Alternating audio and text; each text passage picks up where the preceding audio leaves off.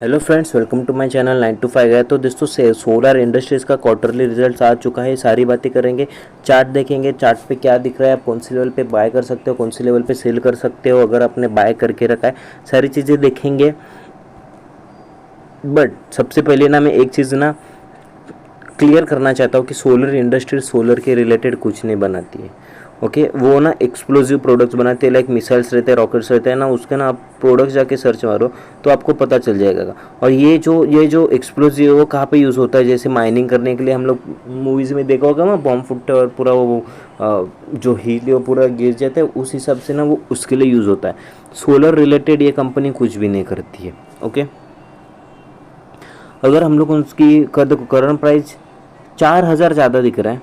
Okay, देखो आपको ना पी रेशो के हिसाब से उसका ना वैल्यू डिसाइड करना है। 4,000 है, उसका हाई है 4,500, स्टॉक का पी 46, इंडस्ट्री का पी 28। समझ रहे हो?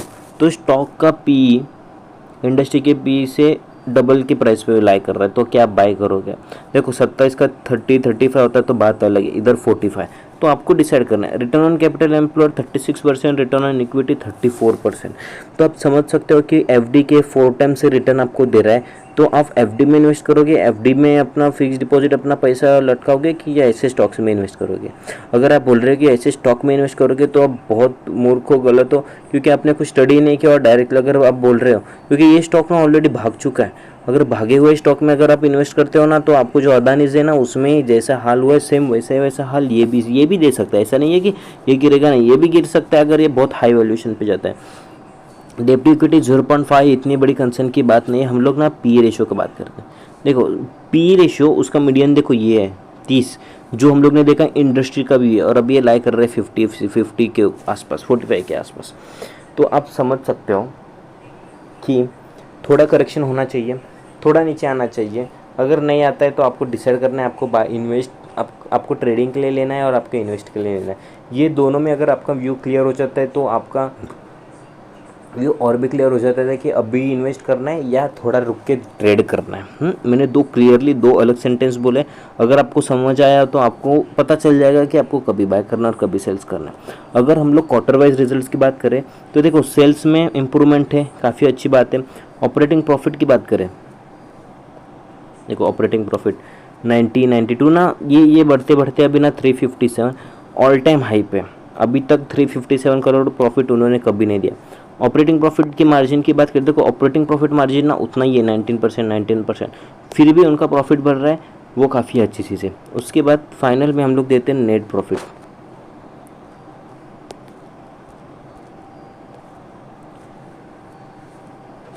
अगर नेट प्रॉफिट की बात करें तो देखो नेट प्रॉफिट उसके ऑल टाइम हाई पे, ऑल टाइम 221, लास्ट क्वार्टर में था 219। मतलब लास्ट क्वार्टर से सिर्फ 2 करोड़ का हुआ, बट डेफिनेटली लॉस तो नहीं किया, क्योंकि देखो क्या हुआ था, जो रॉ मटेरियल था वो सबका प्राइस बढ़ गया था, उसकी वजह से ना काफ़ी कंपनी को लॉस हुआ। बट अगर ये कंपनी अपना प्रॉफिट, अपना जो मार्जिन है वो मेंटेन कर पा रही है तो ना इससे बड़ी कोई बात नहीं होती। अगर हम लोग ईयर ऑन ईयर बेसिस की बात करें, ईयर ऑन ईयर ना हम लोग सिर्फ नेट प्रॉफिट देखेंगे। ये देखो नेट प्रॉफिट की सिर्फ देखो आप नंबर, अब तक का अगेन हाईएस्ट कितना है, 811 करोड़ का प्रॉफिट। लास्ट ईयर में कितना था, 455। मतलब ऑलमोस्ट लास्ट ईयर के बदले में उन्होंने अपना प्रॉफिट डबल किया। तो आप भी सोच सकते हो कि भाई कंपनी ग्रोथ कंपनी है, प्रॉफिट मेकिंग कंपनी है, और काफ़ी सारी चीज़ें। अगर हम लोग होल्डिंग्स की बात करें, देखो ये ना होल्डिंग्स ऊपर का छोड़ के ना नीचे का देखो सिर्फ आपके पास 6% है, बाकी किसके पास है? FIS, DIIs and promoters. तो आपके पास देखो, आपको जो पेनी स्टॉक मिलते हैं ना, उसमें आप देखोगे कि ना सारा होल्डिंग रिटेलर्स के पास रहता है, और प्रमोटर्स के पास क्या रहता है, 10% 20%, और उसमें एफआईएस एंड डीआईएस रहते नहीं है। और ऐसे स्टॉक्स में ना तो आपको ना खुद स्टडी करना है, आपको समझना है कि ये लोग ना कौन से स्टॉक में रहते हैं और कौन से स्टॉक में नहीं रहते। अगर वो आप समझ जाओगे ना तो आपको ना ईजी होगा कोई भी स्टॉक पिकअप करना। ओके, अगर हम लोग उसकी चार्ट की बात करें, ऑल टाइम हाई यहाँ पे है, नीचे आया था, रिट्रेसमेंट किया। ओके, यहाँ से उसको अगर रिटर्न जाना है तो देखो ये ना अप ट्रेंड है सबसे पहले।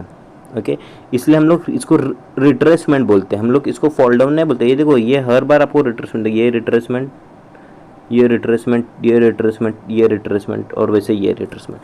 देखो रिट्रेसमेंट होता है अगर यहाँ से वो उसको वापस जाना है ना, तो इसको ना कंटिन्यूएशन पैटर्न बोलते हैं। अगर ये यहाँ से यहाँ तक गिरता और उसको वापस यहाँ से रिटर्न जाना है, तो यहाँ पे ना कुछ ऐसा ऐसा पैटर्न बनाना चाहिए था जो रिवर्स हो, लाइक हम लोग क्या बोलते हैं, डबल बॉटम हो, इन्वर्टेड हेड एंड शोल्डर हो। अगर इन्वर्टेड हेड एंड शोल्डर हो तो आपको मालूम है ये इन्वर्टेड हेड एंड शोल्डर ऐसे रहता है।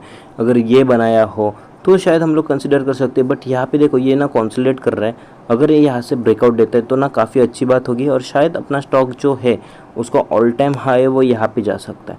तो आपको डिसाइड करना है कि आपको ट्रेड करना है कि आपको इन्वेस्ट करना है, एंड देन उसके ऊपर डिसाइड करना है। तो उम्मीद करता हूँ कि आपको ये वीडियो पसंद आया हो। अगर पसंद है तो चैनल को सब्सक्राइब ज़रूर कर दें।